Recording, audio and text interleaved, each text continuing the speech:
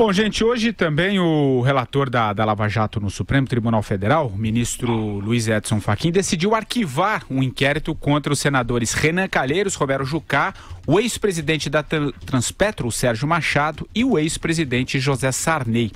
Trata-se de processo, por obstrução de justiça referente aos diálogos em que Jucá afirmou ser necessário mudar o governo para estancar a sangria.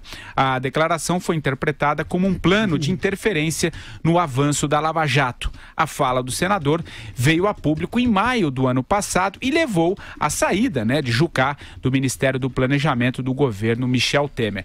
Fachin acolheu uma manifestação apresentada pelo ex-procurador da República, Rodrigo Janot, que sustentou que os fatos têm gravidade incontestável, mas que, uma vez tornado público, o plano criminoso não se concretizou. Falando de Janot, eu vou direto para Carlos Andreasa. O que você achou dessa decisão aí do Supremo, Andreasa?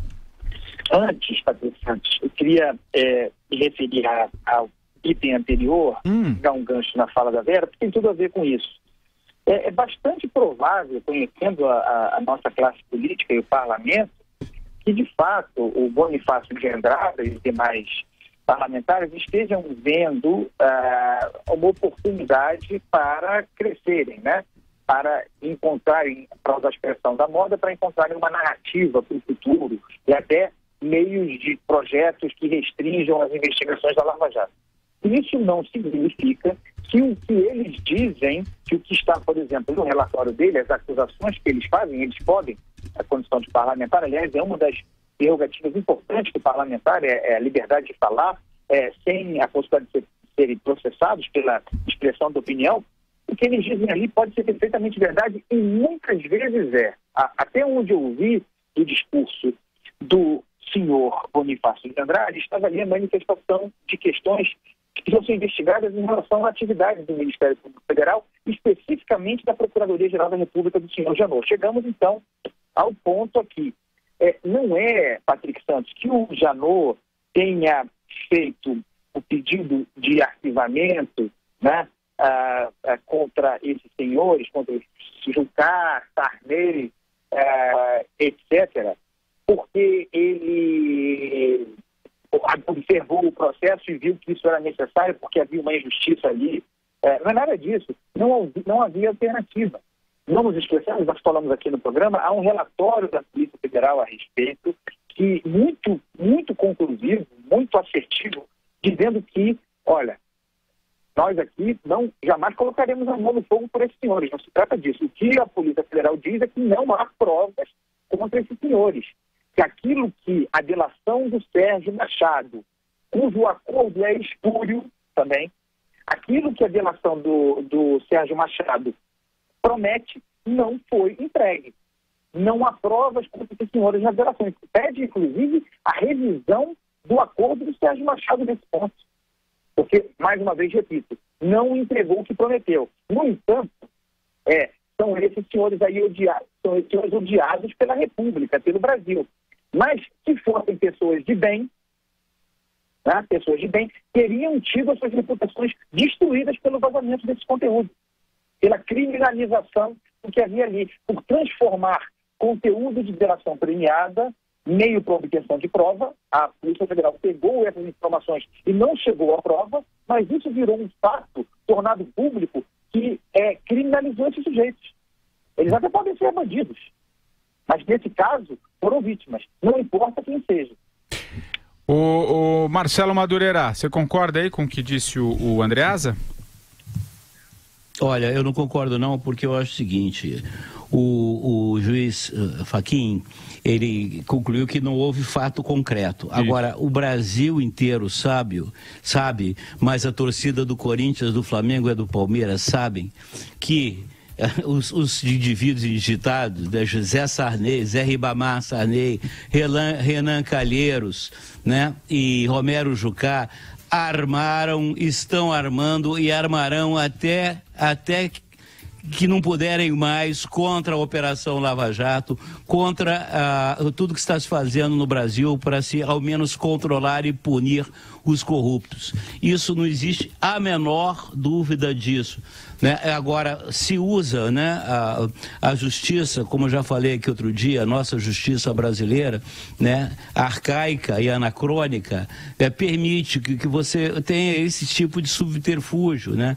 Que você, entre aspas, você acaba inocentando aqueles que são notórios criminosos. Porque se não foi por agora, se eles não fizeram nesse episódio, fizeram em outros e farão em outros mais. Entendeu? Essa é que é a questão. Fala, Andreasa. Bom, Andreasa, essa é a minha opinião. Eu respeito a tua, mas... É porque isso significa o seguinte... por esse argumento, nós estamos aqui investindo no linchamento, tá? Transformando a justiça num espaço de linchamento, falando de futebol, de Fla-Flu, do Flamengo, sabe? E daqui a pouco a vítima pode ser você. Esse tipo de procedimento, de considerar, não, porque nós todos sabemos que eles são bandidos e por isso pode não ser por esse caso agora, mas por aquele caso pregresso, eles precisam pagar. Não é assim que funciona. Isso aí é barbárie. Barbárie. Andreasa, vamos fazer uma coisa. No atacado você tem toda a razão, mas no varejo eu acho que eu fico com a minha opinião. Vamos ver, entendeu? O que eu acho que a Vera acha. Mais ou menos por aí. Eu acho que é o seguinte, o próprio advogado do Sérgio Machado, quando reagiu a essa decisão de arquivar os crimes contra esses três, diz lá, tenta salvar a delação do seu cliente, né? Tenta evitar que o bebê seja jogado junto com a água do banho, dizendo que a delação tem 13 anexos, que ela já deu margem a 7 procedimentos, além deste, que estão tendo seguimento, portanto ele está tentando zelar para que a delação não seja anulada. Mas ele diz lá uma coisa interessante, que talvez explique esse meio do caminho entre o atacado e o varejo que o Madu falou, que é o seguinte, que eles estão se safando porque no Brasil não existe o tipo penal de conspiração, que existe em leis penais em outros países. Então, o que aqueles três estavam fazendo, o próprio Janot teve que dizer que era efetivamente uma tentativa de conspirar contra a Lava Jato, mas que como não se efetivou, não é penalmente punível. Mas tem um efeito, né? Provavelmente o vazamento dessas gravações fez com que eles brecassem qualquer plano. Tudo bem, isso é uma conjectura. A gente não tem provas, não tem evidências, mas o fato é que a revelação de que eles tinham essa intenção de, com a mudança do governo, estancar a sangria da Lava Jato, nas palavras textuais do Romero Jucá, a revelação disso deu uma freada no plano. Então, algum efeito prático teve, ainda que eles não sejam denunciados, e eu concordo que eles não devam ser denunciados, porque o tipo penal de conspiração não existe, portanto não é crime. O que não está na lei não está no mundo para os tribunais. Nesse caso não é uma questão da justiça, é uma questão, espera só um minutinho, Andreasa, uma questão da própria legislação. E eu vejo aí, só para encerrar, para não perder o último raciocínio que eu queria fazer, uma brecha para vários políticos se salvarem, para vários delatores colocarem as barbas de molho e para o presidente Michel Temer ganhar também ele um argumento, porque não é diferente a acusação que se fazia contra os três da que se faz contra ele nessa denúncia.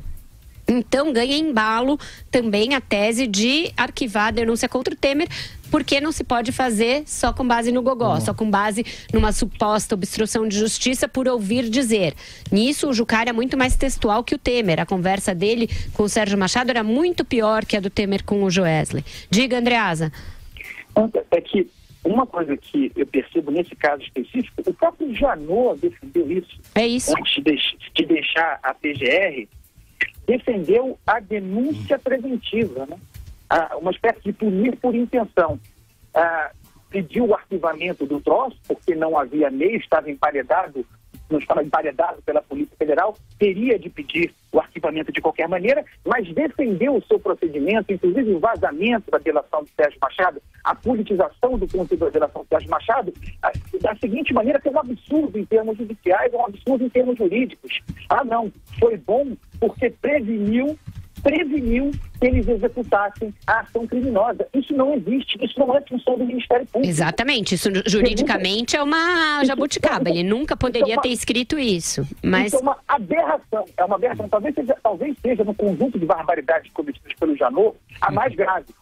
Declarar isso é muito pior do que qualquer fala do Romero Jucá gravada.